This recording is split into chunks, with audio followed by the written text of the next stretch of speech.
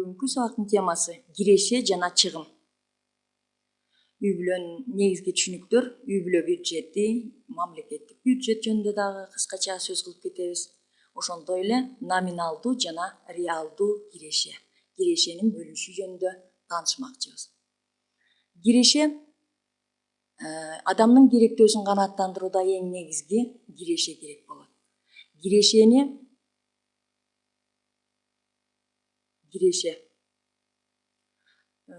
экиге бөлүнөт экономисттер негизинен.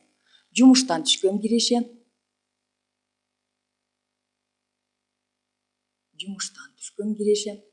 жумуштан түшкөн кирешеге эмне кирет?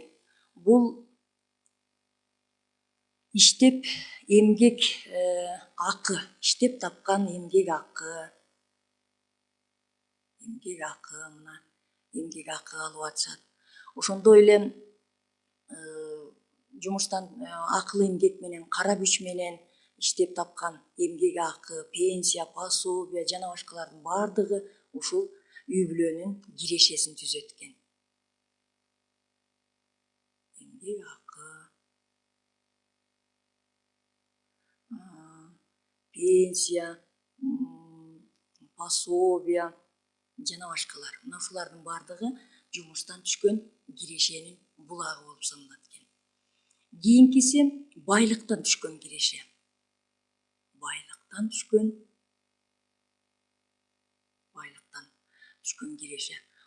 түшкөн кирешеге бул баягы банктагы акча, депозиттик ставкалардан түшкөн акча, банктагы болгон акчалар, ошондой эле баалуу кагаздардан, акция, облигациялардан түшкөн дивидендтер жана башка. Андан бөлөк байлыктары, жерин, же болбосо мисалы рента деп коет бул жерде. Жерин арендага берсе, ошол ижарага берилгенден түшкөн акча рента болуп саналат. Ошондой эле жанагы квартираларды, үйлөрүн убактылуу колдонууга берилгенден түшкөн акча бул рента болуп саналат экен. Мына ушулардын баардыгы кирешенин булактары болуп саналат экен. Бул киреше булактары. Кирешенин булактары негизинен ушундай эки категорияга бөлүнүп үй бүлөгө киреше түшөт экен. Үй бүлөнүн кирешеси канчалык жогору болсо, ошончолук чыгым дагы көп сарпталынат экен. Мисалы мына үй бүлөнүн кирешесинде канчалык киреше көп болсо, мына бул жерде бир аз көрүнүп атат. Же болбосо канчалык аз болсо киреше канчалык көп болсо, ошончолук чыгым дагы көп болот экен. Чыгымды экономисттер экиге бөлүнөт. Чыгым бул адамдын керектөөсүн канааттандырууга кеткен, кирешенин кеткен тармагы, чыгымдалышы же болбосо мына ушул чыгым болуп саналат экен. Чыгымды экономисттер экиге бөлөт. Сөзсүз түрдөгү чыгым,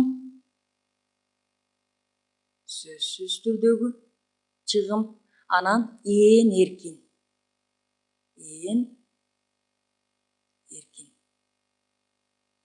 чыгым болуп саналат экен. Сөзсүз түрдөгү чыгым деп өзү эле аты айтып аткандай, сөзсүз түрдөгү чыгымдыга бул адам өлбөй жашаш үчүн, жогоруда айтылгандай адамдын керектөөлөрүнө эмне керек болсо ошонун баардыгын канааттандырууга кеткен чыгым, башкача айтканда тамак ашына, кийим кечесине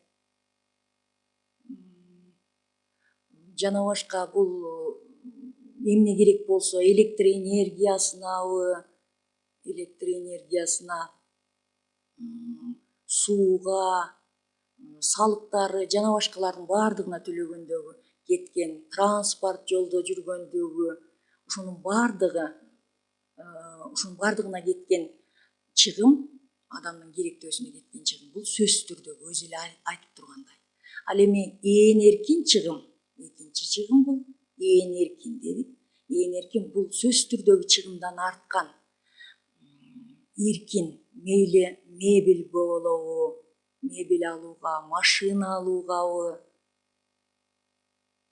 эс алуугабы жана башкаларга кеткен чыгымдарды экономисттер ээн эркин чыгым деп белгилейт экенбиз. Мына ушул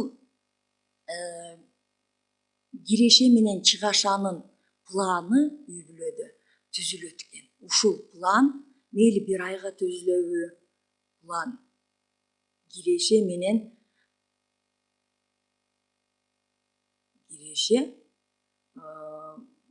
ушул план түзүлөт экен, киреше жана чыгымдын планы. Мына ушул бюджет деп аталат экен. Башкача айтканда бул бюджет. Үй бүлөнүн бюджети болуп саналат экен. Мына үй бүлө кичинекей мамлекет. Үй бүлөнүн бюджети, мамлекеттин бюджети, областтын бюджети, шаардын бюджети. Ошондой эле ар бир мекеменин, ишкананын өзлөрүнүн бюджеттери болот экен. Мисалы мына үй бүлөнүн бюджети дегенде, үй бүлөнүн кирешеси менен чыгашасы, мейли бир айлык киреше чыгашасы пландаштырылат экен. Ушу бир айда канча киреше кирет, канча чыгаша болуш керек, эмне алалы, кыш келатканда канча отун суу алыныш керек, же болбосо кийим кече алыныш керек, мына ушулардын баардыгы пландаштырылат. Ошол сыяктуу эле үй бүлөнүн бюджети сыяктуу эле мына мамлекеттин бюджетинде дагы мамлекет бюджетти өкмөт тарабынан бюджет түзүлөт, план түзүлөт мамлекеттики. Бул жөнүндө дагы кийин көбүрөөк өзүнчө темада сөз кылабыз.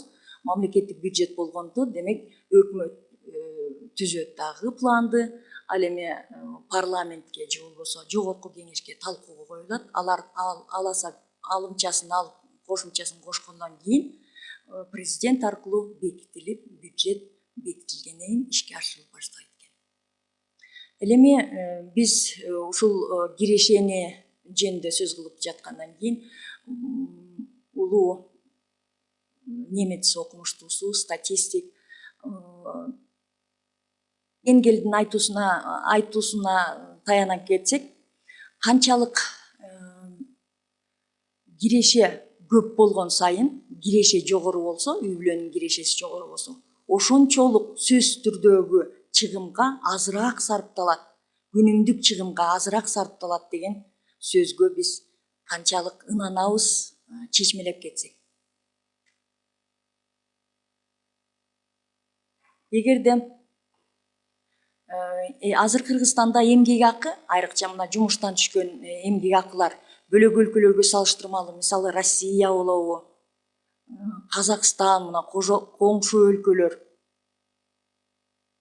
Бул өлкөлөрдө эмгек акы Кыргызстанга салыштырмалуу абдан жогору. Ошондуктан биздин жарандар ушул өлкөлөргө иштеген кетип атканы бизге белгилүү да. Демек, киреше акыркы жылдары бир аздан болсо да көтөрүлүп атат. Мына биз эгерде мугалимдердин эмгек акысы мурун бир 2000 же болбосо бир 3000, 4000 тегерегинде болсо, мурунку алган 4000 сом болсо, ал эми азыркы эмгек акылары көтөрүлгөндө, мисалы орточо эсеп менен алганда бир 7000 сомдун тегерегинде алып атат. Демек, ушул 7000 сом киреше жогорулап атат. 3000 сомго караганда 7000 болуп, башкача айтканда 2 эсе жогору болуп атат. Ушунда күнүмдүк керектөөгө кеткен чыгым, башкача айтканда сөзсүз түрдөгү кеткен чыгым, толугу менен эгерде 3000 болгондо 100% кетсе, күнүмдүк керектөөгө кеткен чыгымы, ал эми 7000 болгондо бир 60, 70, 80% түзүп атат күнүмдүк керектөөгө. Демек, жанагы Энгельдин айтканы канчалык киреше жогору болсо, күнүмдүк керектөөгө кеткен чыгым азыраак болот деген себеби ушул болуп атат. Мында эмгек акы төмөн болгондо 100% кетип атат. Ал эми эмгек акы жогору болгондо бир аз төмөнүрөөк ээн эркинге дагы бир 20% артып калып атат. Мына ушул үй-бүлөнүн кирешеси экиге бөлүнөт. Мына биз бул жерде сөз кылгандай киреше номиналдуу киреше жана реалдуу киреше. Номиналдуу киреше бул өзүнүн аты эле айтып тургандай, номиналдуу бул колубузга алган иштеп тапкан эмгек акы же болбосо бир пенсия, пособие, стипендия студенттердин. Эгерде мына бул мугалим жөнүндө сөз кылдык, могул 7000 сому мугалимдин номиналдуу кирешеси. Ал эми реалдуу киреше болсо, ушул номиналдуу кирешеге алынган товарлардын тейлөөнүн же кызмат көрсөтүүнүн тейлөөнүн саны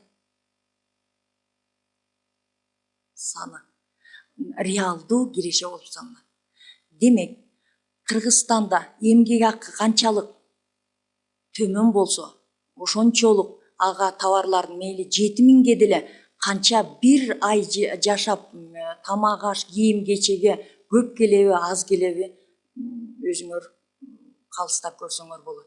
Демек 1000 сомго кенедей эле жанагы керектөө бюджеттин же болбосо минималдуу керектөө корзинасы бул 4200 сомдун тегереги түзүп атса, алган эмгек акы 7000 сом болсо, үй-бүлөдө бир 4 киши, 5 киши жашаса, ошол канааттандыра алабы? Сөзсүз түрдө канааттандыра албайт. Мына ушул. Демек, бүгүнкү темада биз үй-бүлө бюджети, башкача айтканда, үй-бүлөнүн бюджетин киреше жана чыгымдар түзөт. Кирешенин булактары жөнүндө сөз кылдык. Бул жумуштан түшкөн же болбосо эмгек акы жана башкалар экен. Ошондой эле байлыктан түшкөн киреше жөнүндө сөз кылдык.